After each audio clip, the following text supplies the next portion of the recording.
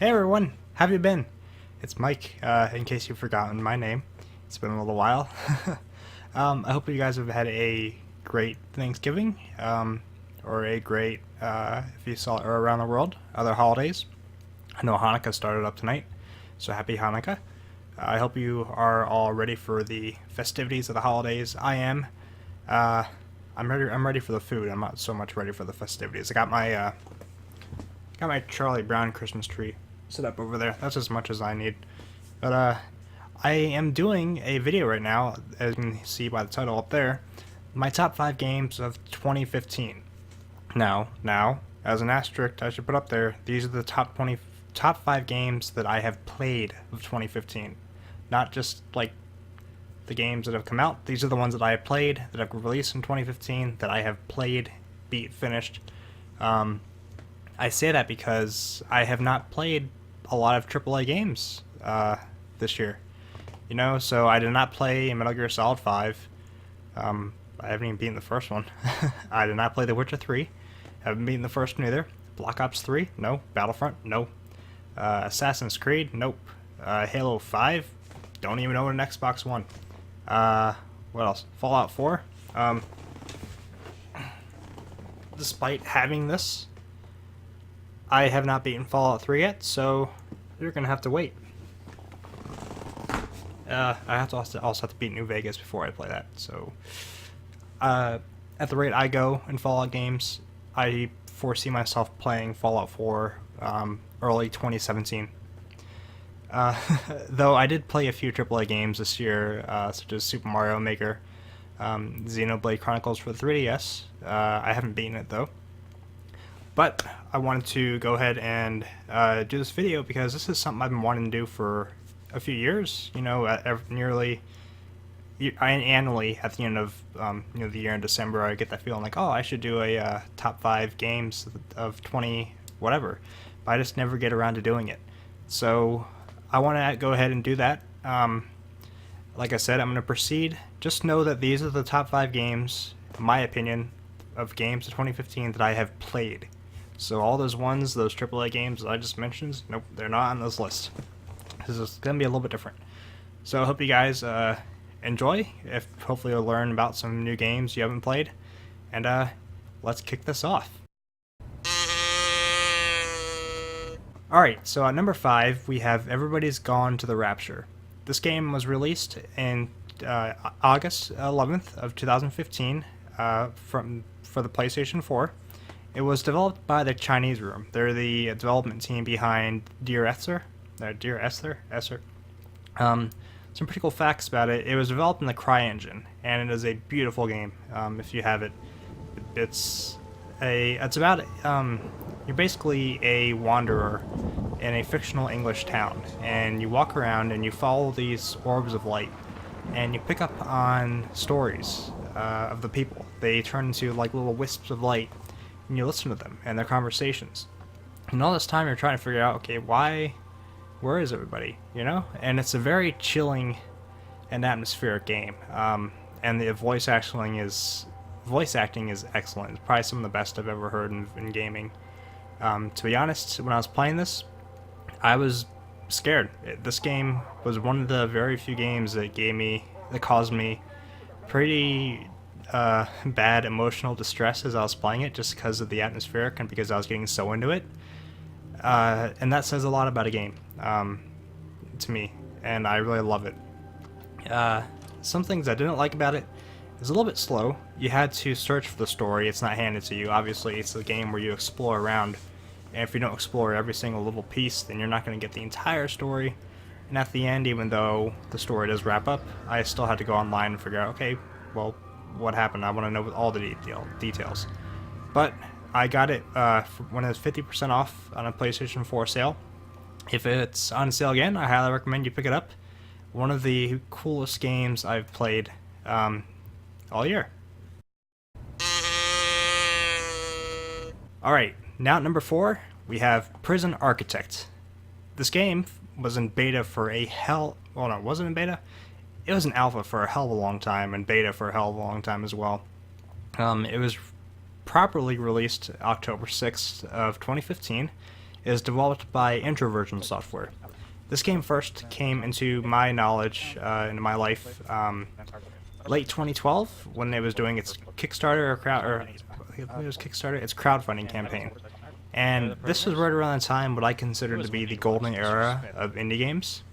I say that because it's around the time when FTL was funded and started and was released. It was when Don't Starve was starting out. It was actually when I lived in my apartment with my roommate.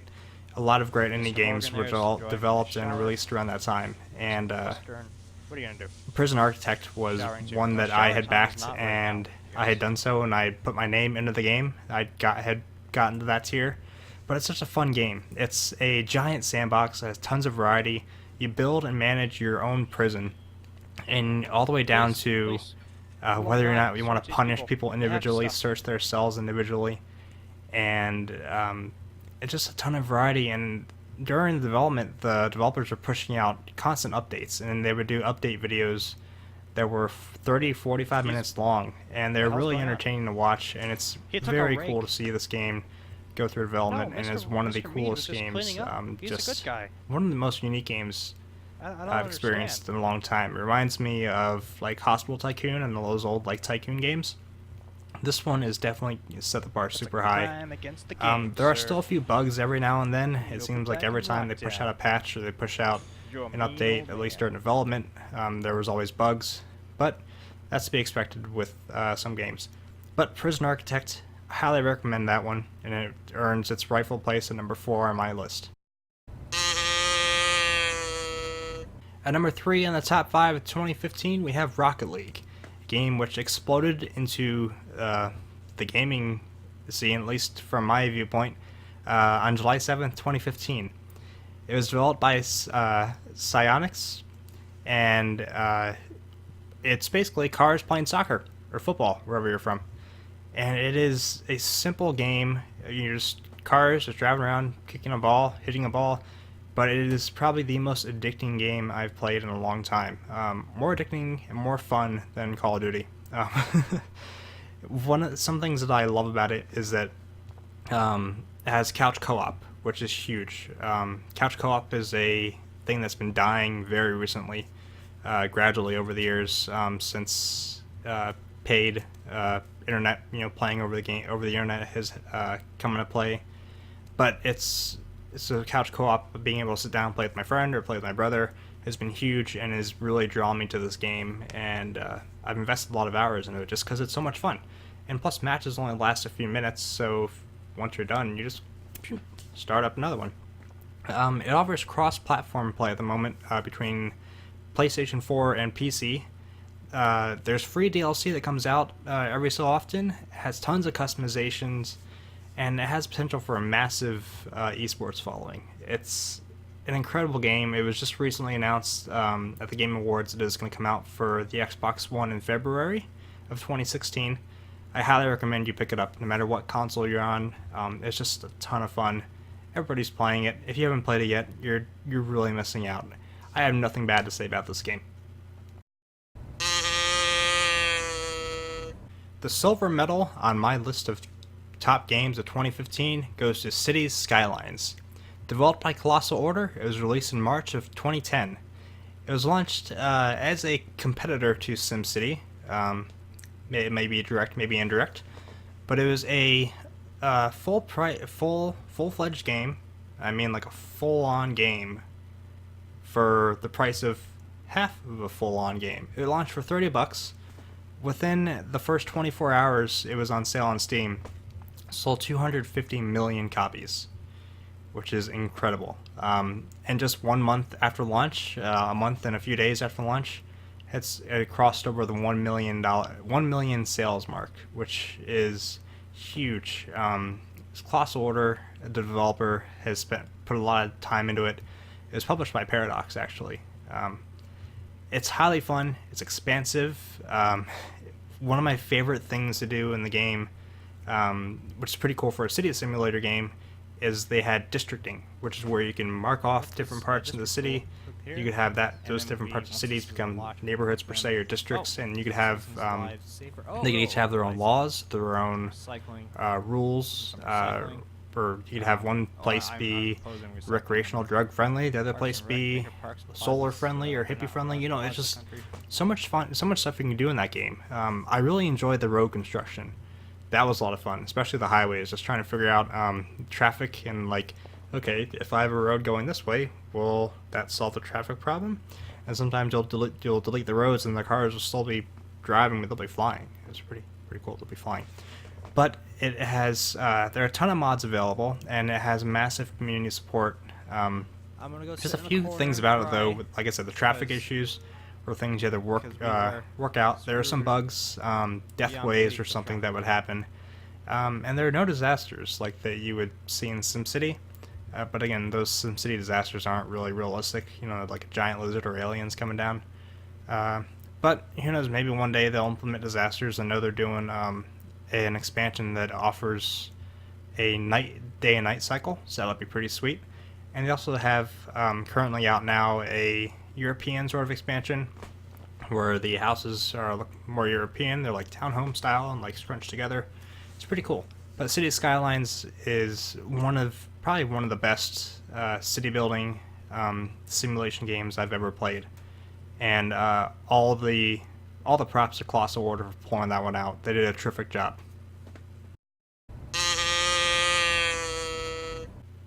Alright, so the final game, number 1 on my list of Mike's top games of 2015 is Kerbal Space Program. This one was a no-brainer, you guys. Developed by Squad, it had been in development since June 2011. That was the first time it was actually released for the public. And it was fully fledged. It was in alpha, then it was in beta. It was in beta all the way up through December of 2014. And it finally launched in April 27th of 2015. This is one of the most incredible games I've ever played. Period. It's in my top 10. It's on this year's list because it was actually released this year, even though I've been playing it for years. Some of the pros and stuff I enjoy about this game is the physics. I've learned a lot about trajectory and just fuel thrust and being mindful of what I'm doing in the game and putting a wing here or will completely destroy my vehicle. I should move it over here. It is highly rewarding for all your hard work you put in. I remember spending a very long time trying to get to the moon, and when I finally landed on the moon that very first time, and this is probably 2 years into me playing the game, on and off, my first time I landed on the moon was one of the happiest moments of me gaming, and it was just so cool. And then from there it's like, well, what do I do next? So you start to work harder, you look up videos on YouTube, you get yourself immersed into this game, and these little green creatures who are expendable, and you don't feel bad if they're expendable because they blow up, and it's like, yeah, whatever, you just, send them some more Kerbal knots up there. And at one point I was like, you know what, I'm gonna go to Duna, which is the Mars analog in the game. And so I had sent out a Kerbal thinking, okay, he's just gonna go and he's gonna orbit. And I got there, and I got to the point where it's like, well, I'm sort of now what happened? I hit the button that quick saves the game as I was falling in orbit around this planet, and there's no going back. So I had to just suck it up and decide, okay, it's either I'm gonna land on this planet or my Kerbal's gonna die, and he's gonna perpetually die forever because when I keep loading the game. And believe it or not, I landed safely with no fuel, and somehow managed to get my vehicle upright. And it was just a super rewarding feeling, and you don't get that very often from games. So that's what I love about Kerbal Space Program, is that it does reward you. Despite the learning curve, it's steep, but it's not that steep. I mean, it's climbable.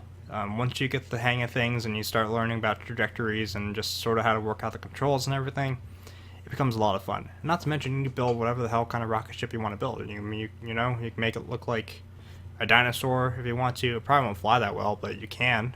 I mean, that's just the fun of it. There's mods and community support out the wazoo, and Steam Workshop integration. it's just one of the best games I've ever played. And I think Squad has done a terrific job. They added in a career mode where you have to basically start from scratch and do missions and learn science, and you get science points which you can invest into researching new technologies. And it's just so much fun. It's a lot of progress, and you have to put a lot of time into it, but it's so much fun. And for me, like I said, it was a no-brainer for when I decided, what my favorite game, my top game in 2015 was going to be. Kerbal Space Program, hands down number one.